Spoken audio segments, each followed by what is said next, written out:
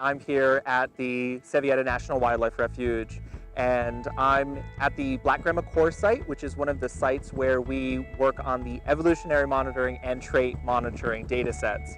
Ultimately, the trait monitoring looks at how different plant traits change across the landscape. And so these are traits that can be highly variable, especially in a desert landscape. So when we can think about some of these grasses that you can see in my background, some of those have like long, slender leaves, but some of these cacti that we see out here, we've got some different type of leaf structure. And so these kind of traits broadly that we study help us understand how these perturbations to climate can be manifest by these plants and how plants can survive these changes. The evolutionary monitoring looks at, across intervals of time, what kind of changes happen in the genetic diversity of the plant populations here. Every 6 years, we go through and we collect kind of a snapshot of what the genetic diversity looks like of these different plant populations.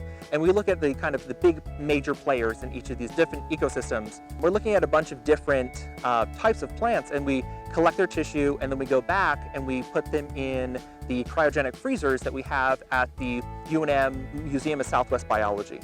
And so those eventually we will go back to and look through that archive and be able to look for kind of signatures of bottleneck events, generally drought and temperature stress that lead to plant die-off, and then we're looking at the allelic diversity that's maintained or wiped out kind of in response to that. And by having these snapshots of every 6 years, we're going to be able to do that. Some awesome future directions from this work, and which actually is really unique from the SEV-LTER, is that we have this evolutionary monitoring not just of plants, but we're also doing it for small mammals and grasshoppers.